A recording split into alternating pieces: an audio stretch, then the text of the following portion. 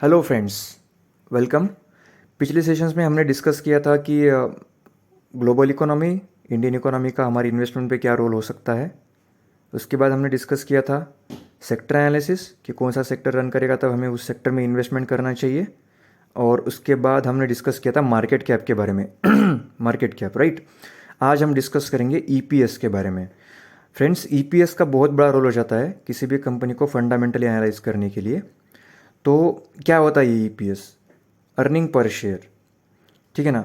Suppose कीजिए किसी company का नेट प्रॉफिट पकड़ लीजिए, कंपनी का नेट प्रॉफिट, और उसको मतलब जितने कंपनी के शेयर से उसे डिवाइड कर दीजिए नेट प्रॉफिट को, तो जो आपको आंसर मिल जाएगा वो होगा अर्निंग पर शेयर। मतलब कंपनी एक शेयर के ऊपर कितना अर्न कर रही है, कितना प्रॉफिट कमा रही है, ठीक है। तो ये रहेगा earning per share. Friends, normally जो लार्ज कैप होती हैं उनको उनका जो ईपीएस है वो 25-30 के ऊपर हो जाना चाहिए। अच्छा रहेगा।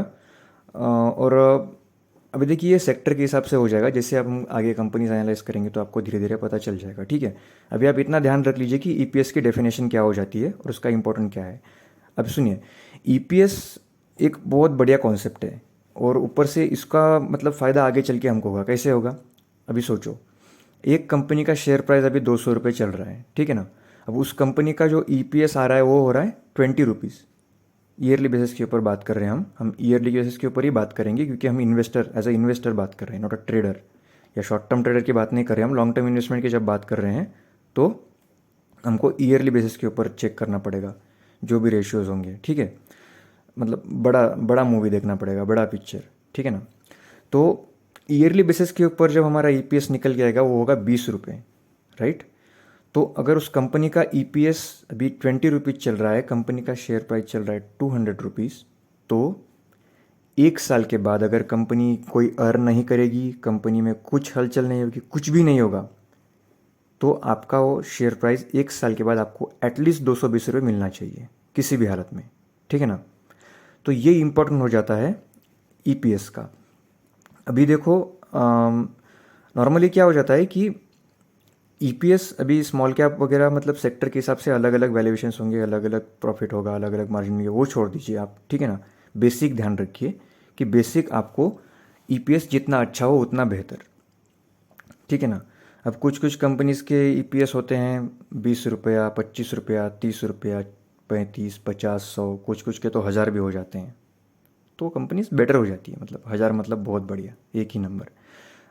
अभी मैं कुछ देर पहले चेक कर रहा था, एमआरएफ का जो ईपीएस था वो अभी 3011 रुपये समथिंग कुछ था ऊपर में। अ, मतलब अभी देखो, अगर एमआरएफ सिर्फ खड़ी रही, कंपनी प्रॉफिट नहीं कमाएगी, कुछ नहीं कमाएगी, तो अभी जो भी शेयर प्राइस चल रहा है एक साल बाद आपको एटलीस्ट 3000 रुपीज़ प्लस उसमें मिल जाना चाहिए, समझे। अभी कुछ लोग कहते हैं कि पेनी स्टॉक में घुसो, penny stock, penny stock, penny stock, वो मल्टी बैगर बनेगा। वो पहले ही वो पेन में घुसा हुआ है, वो कहाँ मल्टी बैगर बनने वाला है, राइट। उसका अगर आप ईपीएस चेक करोगे तो वो आएगा 10 पैसा, 20 पैसा, 50 पैसा, 1 रुपया, 2 रुपया। उसमें घुसना ही नहीं है, मतलब ही नहीं बनता, उसमें जाना ही नहीं। बेहतरीन स्टॉक्स अवेलेबल है, बेहतरीन कंपनीज अवेलेबल है। देखो, ईपीएस का इंपॉर्टेंट इसलिए हो जाता है क्योंकि बाई चांस अगर कंपनी ने अर्निंग नहीं भी किया तो भी आप प्रॉफिट में रहनी चाहिए, ठीक है। कंपनी खुद ही अर्न नहीं कर रही, आपको कहाँ से अर्न बना मतलब पैसा बना के देगी? वो नहीं दे सकती, है ना। इसलिए ईपीएस का इम्पोर्टेंट हो जाता है। तो अभी हमारे जो मतलब एमआरएफ जो है सबसे महंगा स्टॉक है इंडियन स्टॉक मार्केट का, आपको पता ही होगा। मद्रास रबर फैक्ट्री, और लार्जेस्ट टायर मैन्युफैक्चर है इंडिया में। और उनका जो ईपीएस है वो 3000 के अराउंड है इस साल, ठीक है ना। अभी ईपीएस मतलब देखो ऐसा नहीं होना चाहिए। अभी जैसे अभी पिछले साल ईपीएस था 6 रुपया, मतलब 2 रुपये भी पकड़ लीजिए आप, ठीक है, एग्जाम्पल के लिए 2 रुपये पकड़ लीजिए। फिर अगले साल वो 6 रुपये हो रहा है, उसके बाद वो फिर 4 रुपये पे आ रहा है, फिर 12 रुपये हो रहा है, अचानक से फिर 3 रुपये पे आ रहा है। ऐसा नहीं होना चाहिए, ठीक है ना। वो धीरे धीरे बढ़ना चाहिए और कंसिस्टेंटली बढ़ना चाहिए। देखो, अगर अचानक से कभी डबल हो रहा है, फिर नीचे आ रहा है, फिर से डबल हो रहा है, फिर नीचे, वो मतलब फिर 4 गुना और नीचे आ रहा है, ऐसा नहीं होना चाहिए। ऐसा अगर होगा तो समझ लीजिए या तो कोई इशू है कंपनी में, या फिर फंडामेंटल कंपनी के स्ट्रांग नहीं है। क्योंकि ये कोशिश करती रहती है कंपनीज खुद को स्ट्रांग बताने की, उसमें जाना नहीं है हमको। तो ईपीएस भी ना बढ़ना भी चाहिए, इससे मतलब बिल्कुल सिस्टमेटिक तरीके से बढ़ना चाहिए, धीरे धीरे धीरे धीरे, मतलब धीरे धीरे बढ़ता जाए, चले थोड़ा माइनस हो चले, धीरे धीरे बढ़ता जाए, ये ज़रूरी हो जाता है। मतलब कुछ कुछ कंपनीज होती है ना, प्रॉफिट डबल टिबल चौबल बना देती है और फिर अचानक से फिर वो आ जाती है फिर से नीचे, और फिर पता चलता है कि कंपनी ने कुछ ये यहाँ से प्रॉफिट छुपाया था, वहाँ से ये इंक्लूड किया था, वगैरह वगैरह, ऐसा कुछ होता है। तो मतलब वो ईपीएस में जो ईपीएस जो बढ़ता है वो धीरे धीरे कंसिस्टेंटली बढ़ते रहना चाहिए, कंटिन्यू बढ़ते रहना चाहिए, धीरे धीरे बढ़ते रहना चाहिए, ऐसे डबल टिबल नहीं होना चाहिए। तो वो जो 50 पैसा, 1 रुपया, वो 2 रुपया, 3 रुपया वाले जो ईपीएस होते हैं ना, उनसे दूर रहिए फ्रेंड्स। ये कंपनीज आपको मतलब, ये पॉसिबल है, देखिए सेंटिमेंट काम करते हैं, वो डबल टिबल हो जाए, बट उसमें आप नहीं लेना चाहिए, रिस्क नहीं लेना चाहिए मेरे ख्याल से। तो मैं तो ऐसे एनालाइज करता हूँ, और ऐसा एनालाइज करना भी चाहिए। आप किसी बुक में जाके पढ़ लीजिए, आपको यही नज़र आएगा कि कंपनी का ईपीएस स्ट्रांग होना चाहिए, बहुत ज़रूरी हो जाता है। अब ये एक ही तरीका नहीं है किसी भी कंपनी को एनालाइज करने का, लेकिन इंपॉर्टेंट तरीका है, इंपॉर्टेंट रेशियो है। हम किसी भी कंपनी को मतलब सिर्फ ईपीएस के बेसिस के ऊपर एनालाइज नहीं कर पाएंगे, बट ये एक तरीका हो जाता है कि जहाँ से आपको पता चलता है कंपनी के स्ट्रेंथ के बारे में, कि कंपनी में पावर कितनी है, कंपनी कितनी ताकतवर है, जो आपको इन्वेस्टमेंट अगर आप उसमें करोगे तो आपको प्रॉफिट कितना दे सकती है कंपनी, ठीक है ना। उस स्ट्रेंथ को पता करने के लिए ईपीएस एक इंपॉर्टेंट रेशियो हो जाता है, जिसका स्टडी करना इंपॉर्टेंट है, ठीक है। अभी आपको ईपीएस मिलेगा कहाँ पर? मनी कंट्रोल नाम का एक ऐप है, अगर किसी के पास नहीं है आप इंस्टॉल कर लीजिए। अगर आप स्टडीज़ में इंटरेस्टेड है तो मनी कंट्रोल का ऐप आप इंस्टॉल कर लीजिएगा। उसमें आप कोई भी कंपनी सर्च कीजिए, उस कंपनी के फाइनेंशियल्स में जाइए, वहाँ पे प्रॉफिट एंड लॉस स्टेटमेंट रहेगा ईयरली बेसिस के ऊपर। उसमें सबसे नीचे आपको मिलेगा ईपीएस, ऊपर में भी ईपीएस मिल जाता है आपको।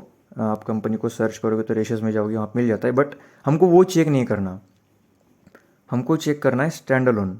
तो स्टैंड अलोन ईपीएस आपको मिलेगा कंपनी के बैलेंस शीट के अंदर। तो बैलेंस शीट्स आपको कंपनी की, आप बैलेंस शीट अगर आप पढ़ोगे तो नीचे में आपको लिखा रहेगा ईपीएस, जो आपको 5 साल का दिखाई देगा, जो कॉन्टिन्यूसली बढ़ते रहना चाहिए, धीरे धीरे बढ़ते रहना चाहिए।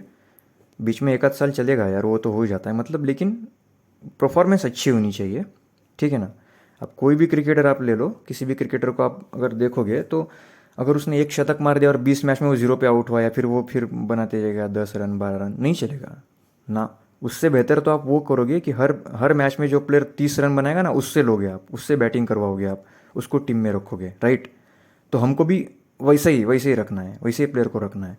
तो जो कंसिस्टेंटली धीरे धीरे बढ़ता जाए, आप ऐसे ईपीएस में आप जो जिस कंपनी का ईपीएस ऐसे इस तरीके का दिख रहा हो, उसमें आपको जाना चाहिए। और ये मैंने आपको बताया ना, मनी कंट्रोल में मिलेगा आपको। आप मनी कंट्रोल में जाओगे, फाइनेंशियल्स में जाओगे, वहाँ बैलेंस शीट में जाओगे, उसके बाद आप प्रॉफिट एंड लॉस स्टेटमेंट में जाओगे, वहाँ पे नीचे में आपको दिखाई देगा ईपीएस। तो आप चेक कर सकते हो कंपनी के ईपीएस के बारे में, ठीक है ना। तो ये रहा कंपनी का EPS, earning per share, important ratio है। इंपॉर्टेंट मतलब ये हो जाता है ईपीएस, कि उसको आप चेक करो, एक एक क्राइटेरिया हो जाता है ये। मतलब बहुत सारे क्राइटेरिया जिसके बेसिस के ऊपर हम लोग फंडामेंटल एनालाइज करते हैं, आगे हम उसके बारे में डिस्कस करेंगे, बट ये एक इम्पॉर्टेंट रेशियो हो जाता है किसी भी कंपनी को एनालाइज करने के लिए, कि कंपनी प्रॉफिट अर्न कर भी रही है या नहीं। देखिए जो 20 पैसा 50 पैसा जो मतलब जिसका ईपीएस होता है ना, वो कंपनी ना ना ना ना नहीं होती, वो प्रॉफिटेबल कंपनी नहीं होती। क्योंकि देखो आप 30 रुपये भी भला ही किसी कंपनी का ईपीएस होगा, तो उसमें भी डेट वगैरह तो आ जाएगा, वो तो हम बाद में देख लेंगे बैलेंस शीट के बारे में जब पढ़ेंगे तब। लेकिन ये हो जाता है, आप ईपीएस जितना ज़्यादा मिलेगा ना, कंपनी उतनी बेटर मानी जाती है, बेटर होती भी है एक्चुअली, ठीक है ना। वो आपको ग्राउंड लेवल पे आपको दिखाई देगा, ये सारी चीज़ें आपको ग्राउंड लेवल पे दिखाई देगी, कि अगर किसी कंपनी का ईपीएस अगर 20 रुपया है, कंपनी का शेयर प्राइस अगर 200 रुपीज़ है, कंपनी कुछ ना करे तो एटलीस्ट आपको 220 का प्राइस मिल जाएगा आफ्टर 1 ईयर, राइट। तो ये फॉर्मूला होता है। तो ये फंडामेंटल एनालिसिस का पहला तरीका हो गया, ईपीएस।